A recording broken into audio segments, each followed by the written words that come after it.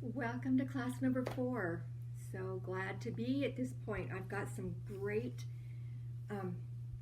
principles to talk about tonight.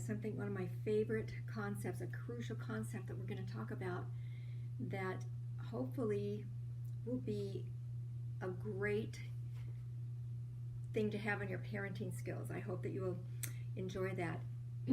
As you know, we have 3 pieces in place from before, and today we're adding the 4th piece of our puzzle. And so before we do that, we need to kind of review just a bit. We always do that. Repetition is the mother of all learning, so we're going to kind of keep reviewing back, remembering that the key is to have a sense of destination, to know what the track looks like, and the courage to keep coming back again and again. So let's just review what the track looks like. These principles that we're learning each time are the track, the things that we're going to be off track 90% of the time doing, but we have to keep coming back to them. So I have to remind you what they are. Charity is essential, so we pray daily for this gift. Emotional tanks must be filled, so we express unconditional love by doing the 3 things that we've talked about: the eye contact, physical contact, focused attention. That's how we express unconditional love. You will never be a better parent than you are a person, so you have to take care of yourself by practicing the Magic 5 to stay alive to help you to become a positive, happy person.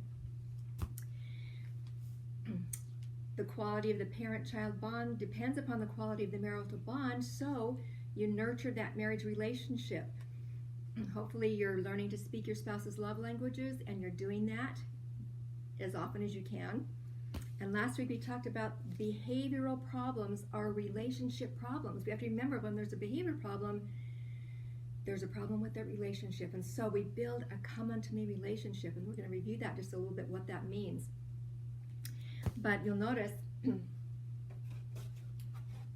on our parenting pyramid, where we are at the parent-child relationship level, and we're going to stay there for just all this week and most of next week, because this is such an important layer of the pyramid. We can't skip over it. There's certain crucial elements we need to put in place at that level of the pyramid. So hopefully you have learned how to find specific ways to spend time with each child. That was your kind of assignment. The key to focused attention with children is that it must be intentional and deliberate. Sometimes we're so busy, that's what we brag about, being so busy, and unless we make plans to spend time together in a connecting way, it probably won't happen. So I'd love to hear your ways that you found this week to stay focused attention with your children. Okay, let's talk just for a bit about that come unto me relationship. I'm going to move over here. You can see those 3 elements. Remember what they were. Okay, the way that we express unconditional love, those 3, eye contact, physical contact, focused attention, those are the things we do. And the come unto me relationship are the manner in which we do them. This is the way we are when we do them.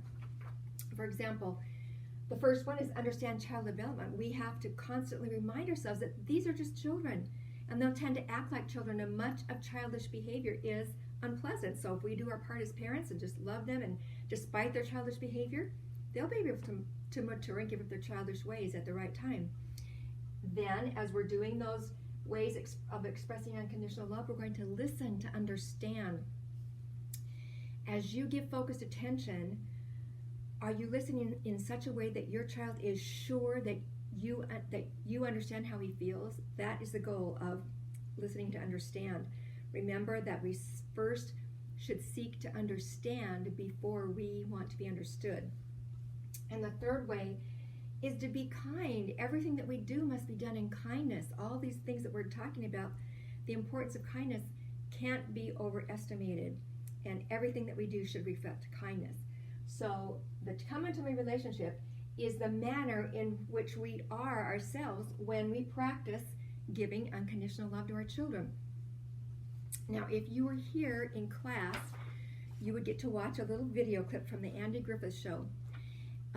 Because Andy Griffith, if you have ever watched him. I grew up on Andy Griffith, and he was just one of those parents that portrayed a come-unto-me relationship. He understood that Opie was going to be childish sometimes. He listened so kindly and responded to Opie that way. And I actually recorded this and put it on a link, for a YouTube link for you to watch this. I was going to send you the link, but guess what?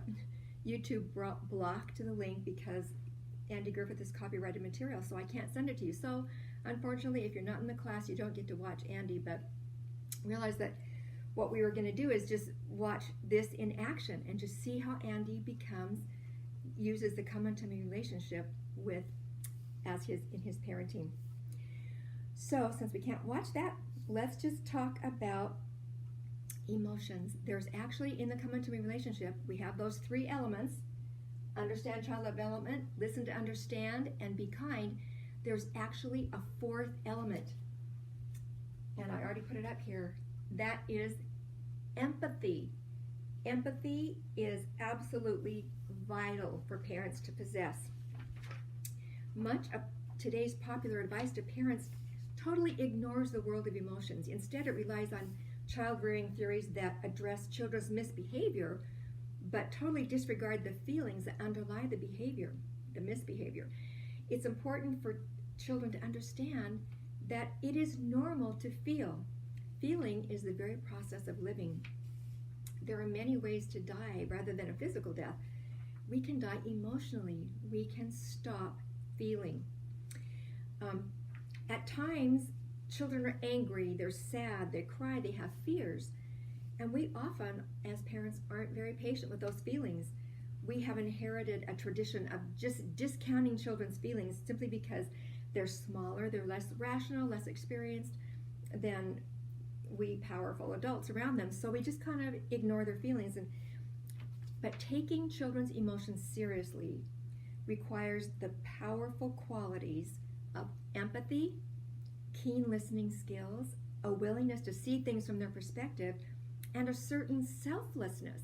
Did you realize that preschoolers typically have some type or kind of need or desire to be dealt with at an average rate of 3 times per minute?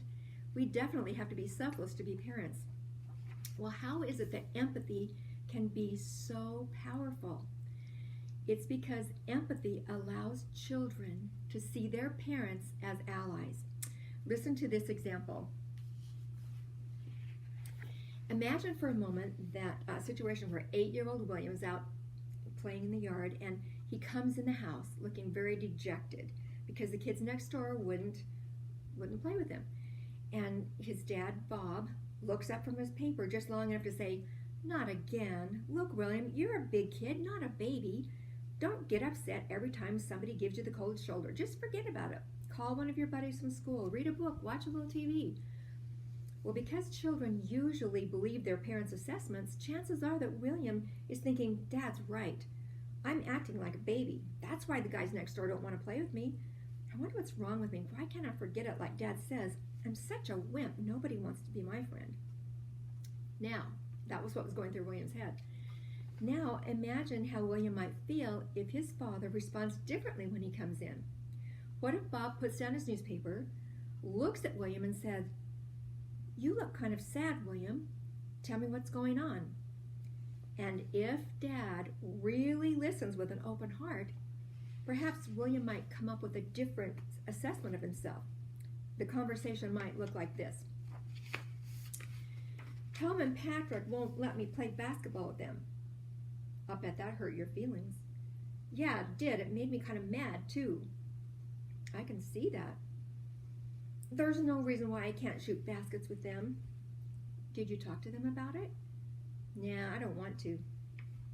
"Well, what do you want to do?" "I don't know. Maybe I'll just blow it off." "You think that's a better idea?" "Yeah, because they'll probably change their minds tomorrow. I think I'll call one of my friends from school or read a book, or maybe I'll just watch some TV." Okay, the difference in those two scenarios was empathy. In both cases, Bob, the dad, was concerned about William's feelings. Perhaps he's been worried for a while that William was a little oversensitive to his playmates' rejections, and he wants his son to get tougher, right? But in the first scenario, Bob makes the common mistake of letting his own goals for William get in the way. Instead of empathizing, he criticizes, gives him a mini lecture, and offers unsolicited advice. As a result, his well-intentioned efforts backfire, and William walks away feeling more hurt, further misunderstood, and more like a wimp than ever. By contrast, in the second scenario, Dad takes time to listen to his son and makes it clear that he understands William's experience. This helps William feel more comfortable, more sure of himself, and in the end, William comes up with some of the same solutions that his dad might have offered. Find another friend, read a book, watch TV. But this time, William owns the solutions, and he does walk away with this self-esteem intact and feeling tougher, just what Dad wanted him to do. That's how empathy works. When we seek to understand our children's experience, they feel supported. They know we're on their side. When we refrain from criticizing them, or discounting their feelings, or trying to distract them from their goals, they let us into their world. They tell us how they feel. They offer their opinions, and our children begin to trust us. Empathy is simply the ability to put yourself in your child's shoes and respond accordingly. Well, just because empathy is a simple concept, however, doesn't mean it's always easy to practice. Many well-meaning parents dismiss children's negative feelings as though they didn't matter, such as laughing in the face of a raging preschooler, or telling a 5-year-old who wakes up crying from a nightmare that there's nothing to be afraid of. Well, we have no idea what he just saw in his dream. And what happens to children in these situations is that they begin to accept the adult's estimation of the event and learn to doubt their own judgment. With adults constantly invalidating their feelings, children lose confidence in themselves. Parents get impatient or angry and try to correct, saying things like, "Oh, there's no reason to feel sad. Buck up and go on. Just shake it off. You're okay. You shouldn't be jealous. That's not nice. Don't be silly. There's nothing to be afraid of." Do any of those phrases sound familiar? Well, over time, children assume that if so many feelings that come from inside of them and are part of them are wrong, then they themselves must be wrong inside, that they themselves must be bad. Or they learn to distrust or reject their feelings. After all, most feelings they have seem to be wrong, so you're not supposed to have them. Or if you do have them, it's wise not to share them.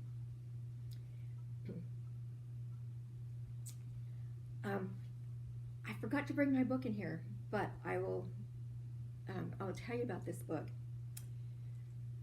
Psychologist John Gottman conducted a 20-year study of 119 families. This is quite an intensive study, 119 families. And he found that couples, couples who had the greatest parenting success were able to help their children when their children needed it most, and that was when they were distressed or upset. He found that children who learned to understand and handle their feelings got along with others and solved problems in appropriate ways. These children also had better physical health, higher academic scores, better relationships with friends, fewer behavior problems, more positive feelings, and better emotional health. The successful parents did 5 things that give children a better foundation for handling their feelings. And Gottman's term for these 5 very simple things to do with children when they're emotional is called emotion coaching. And he published this in a book, which I have a copy of, but I didn't bring it here, which is called Raising an Emotionally Intelligent Child, The Heart of Parenting. It is an absolutely amazing book for parents to read about this very process that we're going to talk about. Emotion coaching requires a significant amount of commitment and patience, but the job is essentially that of any other coach. If you want to see your child excel at baseball, you're not going to avoid the game. You're going to get out in the yard with him and start working. Likewise, if you want to see your child handle feelings, to cope with stress and develop healthy relationships, you don't shut off or ignore expressions of negative emotion. You engage with your child and offer guidance.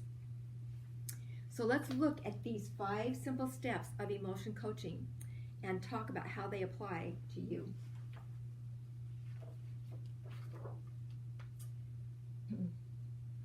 The first step is to be aware of your child's emotions. Just recognize, be aware that they have emotions. Children usually provide clues when something bothers them, right? They have behavior problems, a change in appetite, they withdraw, they perform poorly in school, they have a sad countenance. Parents should recognize these emotions and respond with empathy, because empathy is the foundation of emotion coaching. So we just have to be aware that they're having an emotion. Let me tell you about Brandon. 4-year-old Brandon entered the room to watch television with his mother and 2 siblings. Well, before sitting down, Brandon stood for a few moments in front of a chair that he was going to sit in, talking with Katie, his sister. During their conversation, Steve, an older brother, came into the room and moved the chair away from behind Brandon and sat down. Not seeing this, Brandon proceeded to sit down, but fell on the floor. The event was totally accidental, but it was humorous, and everyone laughed except Brandon. Humiliated, he ran to his room, shut himself in the closet, and began weeping. Moments later, his mother knocked softly and opened the door. She kneeled beside him, kissed him on the cheek, and said, "I know you're embarrassed and hurt. I'm sorry for laughing at you. I love you." Then she got up and left. Years later, Brandon remembered this event as one of the significant moments of his childhood. Expressions of affection were rare in his family, but on this occasion, he felt understood and loved at a time when he needed it most, and he never forgot it. The point is, children, like people, have reasons for their emotions, and whether they can articulate these reasons or not. Whenever we find our children getting angry or upset over an issue that seems inconsequential to us, it may help to step back and take a look at the big picture of what's going on in their lives. Remember, a 3-year-old probably can't tell you, "I'm sorry I've been so cranky lately, Mom. It's just that I've been under a lot of stress since moving to the new daycare center." An 8-year-old probably won't tell you, "I feel so tense when I hear you and Dad bickering over money," but that may be exactly what he's feeling. When you feel your heart go out to your child, when you know you are feeling what your child is feeling, you are experiencing empathy, which is the foundation of emotion coaching. This is the first step in emotion coaching, using empathy to be aware that they are feeling something. And if you can stay with your child in that emotion, as difficult or as uncomfortable as they may be, you are ready to take the next step.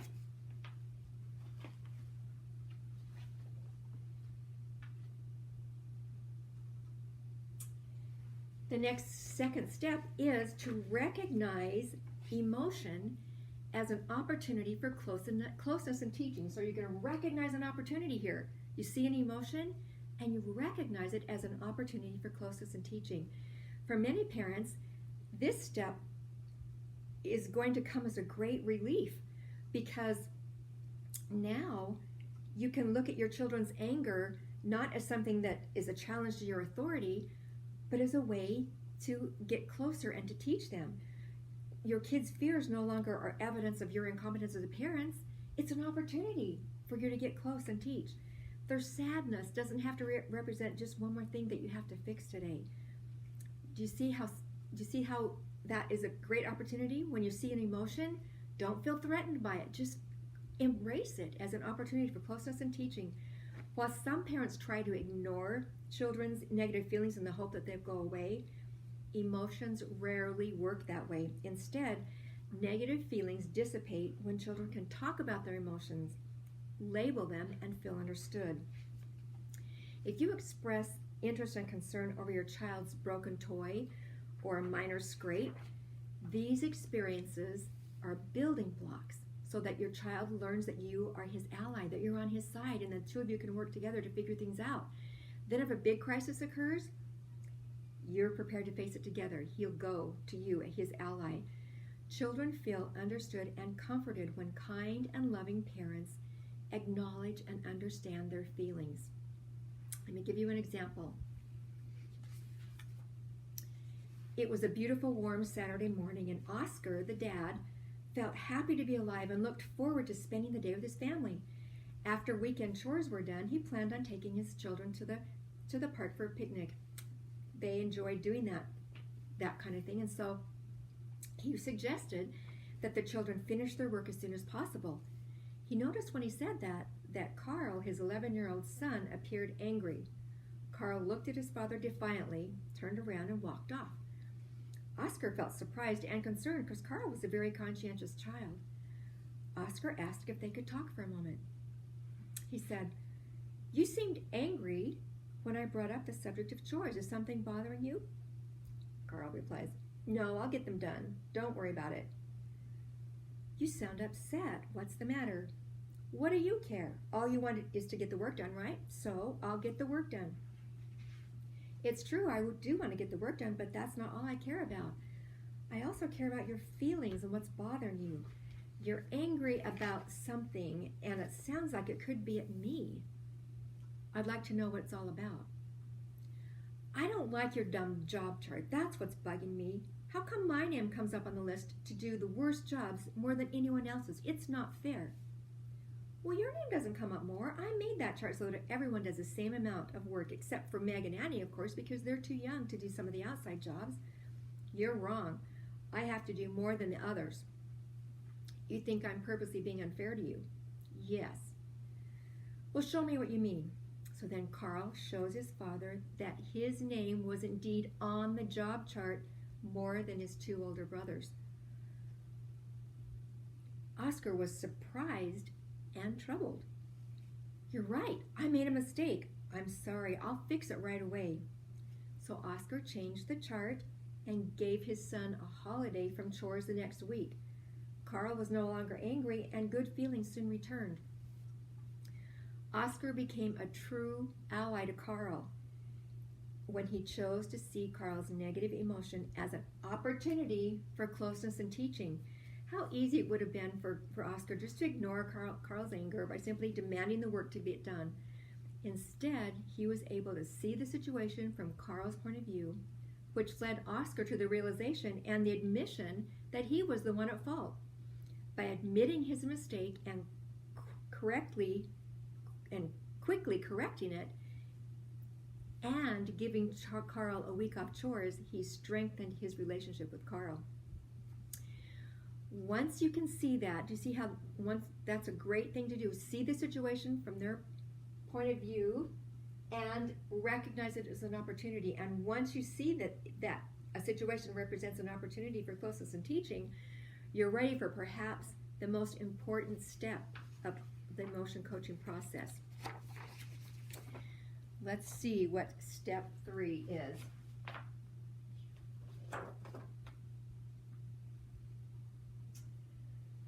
Okay, step 3, listen empathetically and validate a child's feelings. Listen and validate. Okay, listen empathetically. This type of listening means far more than just listening with your ears. Empathetic listeners use their eyes to watch for physical evidence of their children's emotions. They use their imaginations to try to see things from the child's point of view. They use their words to reflect back what they are hearing. Most importantly, empathetic listeners use their hearts to feel what their children are feeling. So, if you're trying to be an empathetic listener, pay attention to your child's body language. Sit at his level, take a deep breath, relax, and focus. Now you're ready to do some empathetic listening. Here's an example. When a birthday package arrived in the mail for Nikki, his 4-year-old brother Kyle reacts with anger. "That's not fair," Kyle protests. Typically, the boy's dad responds by explaining that in time it will be fair. "When your birthday comes, Grandma will probably send you a package too," says Dad. While this statement certainly explains the logic of the situation, it flatly denies how Kyle feels right then at the moment. Now, on top of feeling jealous about the package, Kyle probably feels angry that his dad doesn't understand his position. Imagine how differently Kyle might feel if his dad were to respond to his outburst with a simple observation. You wish Grandma had sent you a package too. I bet that makes you feel kind of jealous. Yeah, that's right, Kyle might think. Even though it is Nikki's birthday and I'm supposed to be cool with that, I do feel jealous, and Dad understands. Now, Kyle is in a better spot to hear his dad's explanation that things will even out in time. Okay, this example is about 9-year-old Megan, who's having a little conversation with Mom. And if you were at the class, I'm going to have somebody dialoguing this with me. Being somebody would be Megan and I would be Mom, but I'll read both parts so you can get the idea of the story. This is actually a true experience that came from Gottman's book. You know, these 119 parents that he studied. This was a true experience that happened as these parents were using emotion coaching. So here's Megan. Remember, she's 9 years old. I don't want to go to school tomorrow. You don't? That's strange. Usually you like to go to school. It makes me wonder if you're worried about something. Yeah, kind of. What are you worried about? I don't know. Something is sort of worrying you, but you're not sure what it is. Yeah. I can tell you feel a little tense. With tears. Yeah, maybe it's because of Dawn and Patty. Did something happen today at school with Dawn and Patty? Yeah, today at recess, Dawn and Patty were just ignoring me. Well, that must have hurt your feelings. It did. It sounds like you don't want to go to school tomorrow because you're worried that Dawn and Patty might ignore you at recess again. Yeah, every time I went up to them, they just walked away and started doing something else. Oh, I'd feel terrible if my friends did that to me. I did. I felt like I was going to cry. Oh, honey, and giving her a hug. I'm so sorry that happened to you. I can see that you feel very sad and angry about the way your friends were treating you. I do. I don't know what to do tomorrow. I don't want to go to school. Because you don't want your friends to hurt your feelings again. Yeah, and that's who I always play with. Everyone else has their own friends. And so the conversation kind of continues like this, with Megan giving Mother more details about her interaction with the girls. And then Mother reported that there were several times when she wanted to just jump in and tell her daughter what to do. She wanted to say things like, don't worry, Dawn and Patty will change their tunes tomorrow, or to heck with those girls, find some new friends. The mother resisted, however, and because she wanted to convey her understanding and to allow Megan to come up with some answers of her own. This was a good instinct. If Mother had told Megan not to worry, or if she had implied that there were some simple solutions, she would be saying that she found her daughter's problem inconsequential or silly, and instead her mom, Megan found a confidant in her mom. And so after several more minutes of listening and reflecting what Megan was telling Mom, Megan's mother started exploring ideas of how they could handle the situation. And because now Megan knew that her mom understood her, she was receptive to her mom's advice. And this is how the rest of the conversation went. Megan again said, I don't know what to do. Do you want me to help you come up with some ideas of what you could do? Yeah. Maybe you could talk to Dawn and Patty about the way you feel when they ignore you. I don't think I could. That'd be too embarrassing. Yeah, I can see why you would feel that way. That would take a lot of courage. I don't know, let's think. Time passes while Mom kind of rubs Megan's back a little bit. Maybe you could just wait and see what happens. You know Dawn, she can be really mean one day and the next day she'll be her old self again. Maybe she'll be a better friend tomorrow. But what if she isn't? I'm not sure. Do you have any ideas? No. Is there anybody else you like to play with? No. What else is happening on the playground? Just kickball. Do you like to play kickball? I never played it. Oh. Krista always plays it. You mean Krista, your friend from Campfire? Yeah. I've seen you with Krista at campfire meetings, and you're not shy around her at all. Maybe you could just ask her to teach you how to play. Maybe. Good, then you have another idea. Yeah, maybe that would work, but what if it doesn't? It seems like you're still worried, like maybe you're afraid there just won't be anyone to play with and you won't know what to do with yourself. Yeah. Are there things that you can think of that are fun to play all by yourself? You mean like jump rope? Yeah, jump rope. I could bring my jump rope just in case. Yeah, then if you don't play with Don and Patty or the kickball game doesn't work out, you could play jump rope. Yeah, I could do that. Why don't you go get your jump rope and put it in your backpack right now so you won't forget? Okay.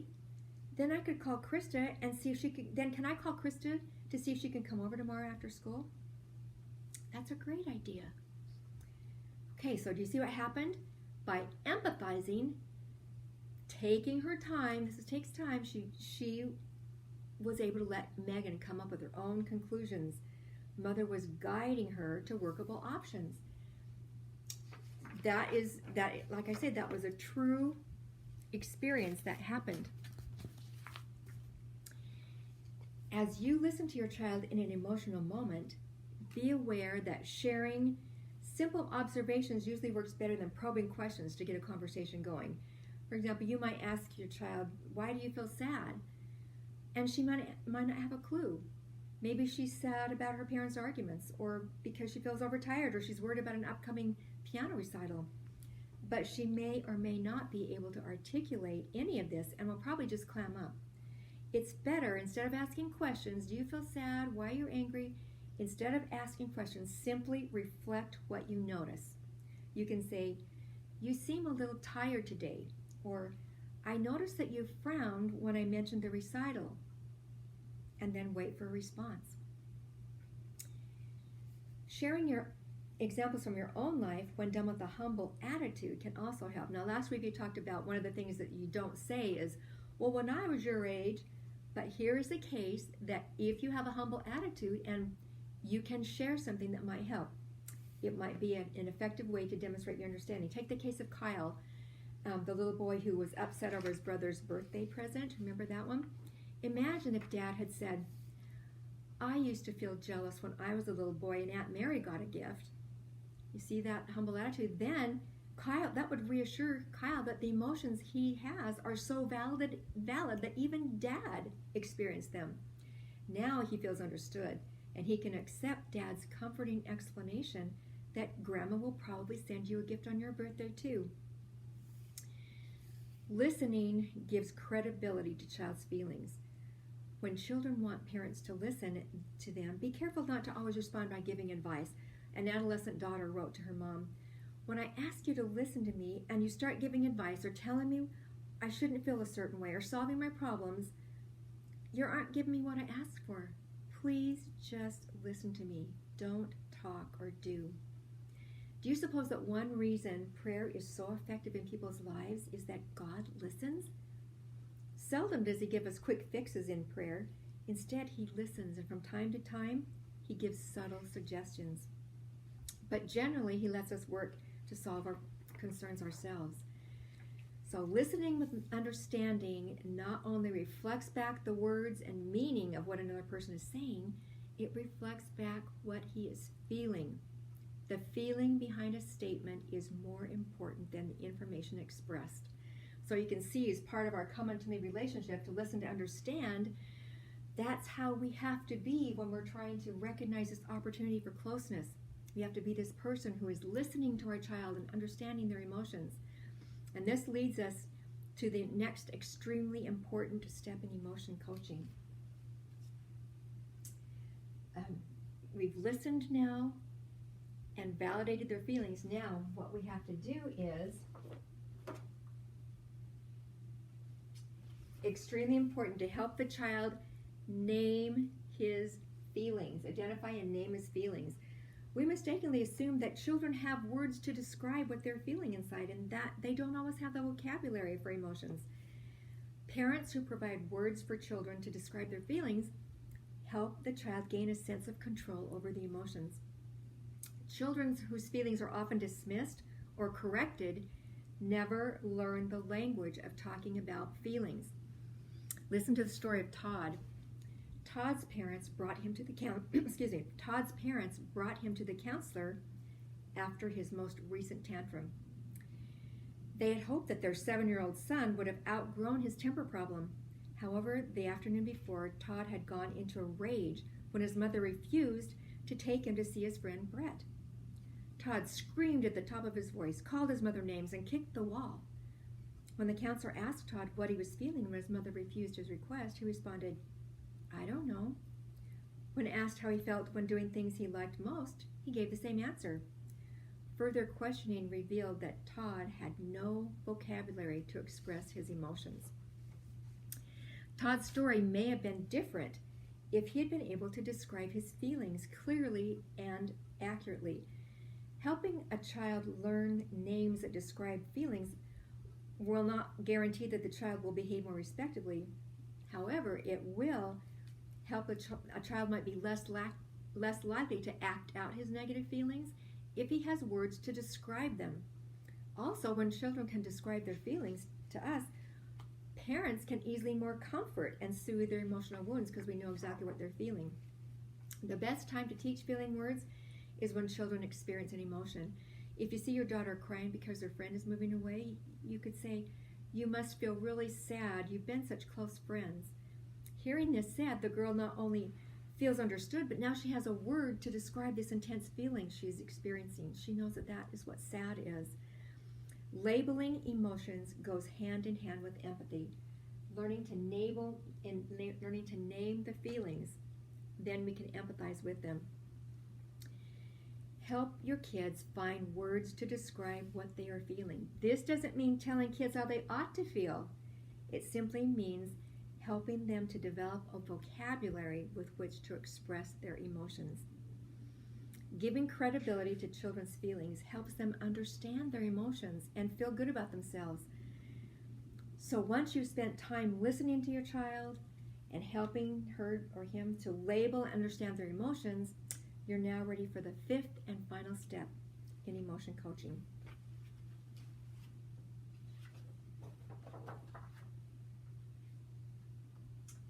And that is set limits. Setting limits you set limits to children while helping them to solve the problem.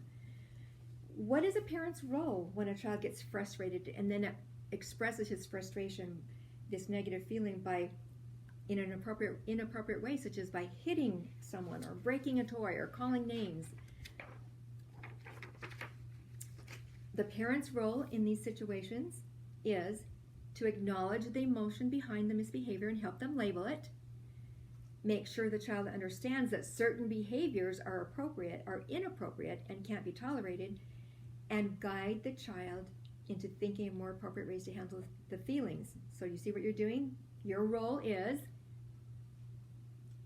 acknowledge and name the feeling, make sure they understand that just because they feel that way, they don't act a certain way, and then guide them into more appropriate ways. Let's look at some helpful examples to put this into practice. Let's say your child hits another child who took a toy away from him. First, acknowledge and label the emotion. Next, let the child know his behavior was not appropriate. Finally, give him a better way to handle the emotion. An appropriate response might be the following: "You're mad that Danny took that game away from you. I would be too. But it's not okay for you to hit him. What could you do instead?" By acknowledging that you would be mad too really validates the child's feelings, and this will put him in a better position to be receptive to the instruction from you that hitting is not an option, and then you work together to find a different appropriate solution. Let's say that in another situation, your son had his heart set on riding in the front seat as you were going on an outing. He was going to ride in the front seat beside you, but his sister ran ahead of him and jumped in the front seat before him. Visibly upset, he began calling her names. Your response could be something like this: "It's okay for you to feel jealous because your sister jumped into the front seat of the car before you did. That's okay to feel jealous. But it's not okay for you to call her nasty names. Can you think of a different way to deal with your feelings?" It is important for children to understand that their feelings are not the problem. Their misbehavior is. All feelings and wishes are acceptable. but not all behaviors are. That's a crucial concept. It's the parent's job to set limits on the behavior and not on the feelings. Okay, let's hear another story about Reuben. Reuben, age 12, dropped a fly ball, which cost his team a win and an entry into the championship playoffs. While he was walking off the field, one of his teammates shouted, "Way to go, Klutz." Already feeling horrible, Reuben ran to the youth, grabbed him around the neck and shoulders, and tried to throw him to the ground.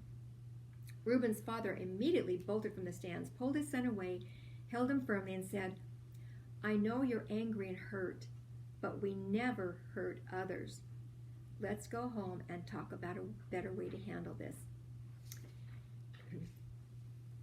Did you see what Reuben's father did? He did those three things. Rather than scold or preach, he used the occasion to draw close to Reuben by listening empathetically, validating Reuben's feelings, and helping him find other ways to handle this difficult situation. He helped Reuben feel understood, valued, and better able to manage his feelings. Remember that it is not easy for children to change the way they feel about a situation. A child's emotion of sadness, fear, or rage don't just disappear because a parent says, "Stop that crying," or "You shouldn't feel that way." If we tell a child how they ought to feel, it just makes them distrust what they do feel, a situation that leads to self-doubt and loss of self-esteem. On the other hand, if we tell a child that she has a right to her feelings, but there are better ways to express those feelings, the child is left with their character intact and their sense of self-esteem intact. Also, the child knows that they have an understanding adult on their side who is willing to help them go from feeling overwhelmed to finding a solution. Recognizing, describing, and labeling feelings expressed by our children increases their self-awareness and broadens their understanding. If this is done well, then a child's response might be, "That's right, yes, that's how I feel." And they'll probably want to continue to talk because they feel that someone cares and understands how they feel. As we go through this process, these 5 steps, realize that we have to be patient with this process. To be an effective emotion coach, you must allow your child time to express feelings without becoming impatient. If your child is sad, he may cry. If she's angry, she may stomp her feet. And it may be uncomfortable for you to spend time with a child that's in this state. It helps to remember, though, what your goal is. It's to explore and understand emotions, not to suppress them. Acceptance and validation come from empathy. That is, feeling what your child is feeling in the moment and being able to say from your heart something such as, "It is sad that Daddy had to leave without you," or "Being hit by a friend would make me angry too," or "I can see that you hate it when I correct you." Remember also that you don't always need words to communicate understanding. As you sit together with an emotion, know that a hug or a back rub often says more than words, especially if the child is dealing with sadness or fear. As always, we look to Jesus Christ as an example in showing empathy. His example, as Christ communicated with Mary and Martha at the death of Lazarus, this example beautifully illustrates this principle. Knowing that he would soon raise their brother from the dead, he could have easily just tried to say, that, "Don't worry," to kind of explain what was going to happen. "It's going to be okay. Just hang on. Wait a minute. It's going to work." But what did he do instead? Instead, he empathized with these sisters, with their emotion. He sat with them through it, and he wept with them, even though he knew what was going to come next. So, our principle for today is feelings must be validated. Feelings must be validated. And so what do we do to practice that? We practice emotion coaching. We do those things when our children have an emotional moment. And I'm gonna share some personal examples next week about ways that I use this technique. I didn't have this. This book wasn't written when my kids were young. I didn't even know about this. But as I discovered this principle, every time I have grandkids over, I use this principle constantly. And I'm going to share some examples of how beautifully this works. So we need to validate their feelings. That is the principle. And we practice it by emotion coaching. Now, at this point, you must realize that once you've received a weekly assignment, it never goes away. We're simply adding new dimensions to the habits you're creating. So this week, in addition to the practices you're already doing to establish the foundation of unconditional love, such as eye contact, physical contact, focused attention, as well as to continue to speak the love languages that you need to at your house, your assignment will be to name feelings for your children and practice empathy. See this little, these are the three: eye contact, physical contact, focused attention. Keep speaking the love languages, name feelings, and practice empathy. Put that right there. When your child is in an emotional moment, name that feeling that you observed. You could say things like, "You seem uneasy. You must feel hurt. You seem tense or angry." Just describe what you see to them and then spend time with the child in that emotion and show true empathy for the feelings that he's experiencing. In everything you do in your family, keep in mind the miracle of the Chinese bamboo tree. I don't know if you know what that tree is, but after the seed of this amazing tree is planted, you see nothing, absolutely nothing, for 4 years except a tiny shoot coming out of a bulb. But during those 4 years, all the growth is underground in a massive fibrous root structure that spreads deep and wide in the earth. But then in the 5th year, the Chinese bamboo tree grows up to 80 feet. Many things in family life are like the Chinese bamboo tree. You work and you invest time and effort, and you do everything you possibly can to nurture growth, and sometimes you don't see anything for weeks, months, or even years. But if you're patient and keep working and nurturing, that 5th year will come, and you will be astonished at the growth and the change that you see taking place. Patience is faith in action. Patience is emotional diligence. It reveals love. It gives birth to understanding.